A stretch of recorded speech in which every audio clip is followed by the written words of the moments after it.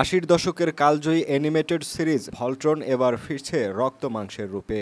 আর সেই মহাযাত্রার কেন্দ্রবিন্দুতে রয়েছেন সুপারম্যান খ্যাত অভিনেতা হেনরি ক্যাভিল। শনিবার ছবির প্রযোজক বব কপলার ঘোষণা করলেন লাইভ অ্যাকশন ভলট্রন এর শুটিং শেষ। আর সেই সঙ্গে ভক্তদের হৃদয়ে জ্বলে উঠল উত্তেজনার এক অগ্নিশিখা। পরিচালক রশন মার্শাল জানালেন এটি হবে সেই ভলট্রন অভিজ্ঞতা যার স্বপ্ন যুগ যুগ ধরে দেখে এসেছে দর্শকরা।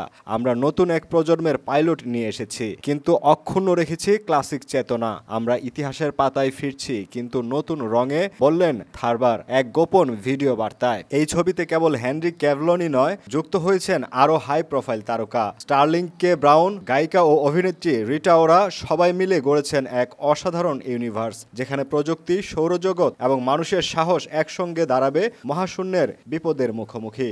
ভলট্রন একটি নাম, একটি যুদ্ধযান, একটি আত্মার প্রতীক। ১৯৮৪ সালের জনপ্রিয় অ্যানিমে অনুপ্রাণিত সিরিজ ছিল বহু প্রজন্মের নায়কবাদের পাঠশালা। এবার সেই চেতনা ফিরে আসছে এক ঝকঝকে হাইটেক রূপে। এই ছবিতে ভলট্রনকে নতুন করে কল্পনা করা হয়েছে এক ভয়ঙ্কর যন্ত্রমানব নয়, বরং এক নৈতিক সত্তা, যাকে চালনা করবে নতুন সাহসী পাইলটদের দল। নির্মাতারা বলছেন ভলট্রন কেবল যন্ত্র নয়, এটি এক বিশ্বাস যা অন্যায়ের বিরুদ্ধে অস্ত্র তুলে নেয়। এই ছবির মাধ্যমে শুধু হেনরি ক্যাভিল নয়, গোটা একটি প্রজন্ম ফিরে আসবে বড় পর্দায়। স্মৃতির মহাকাশ থেকে ভলট্রন কেবল একটি ছবি নয়, এটি হতে যাচ্ছে আধুনিক যুগের একটি কিংবদন্তি পুনর্জন্মের গল্প।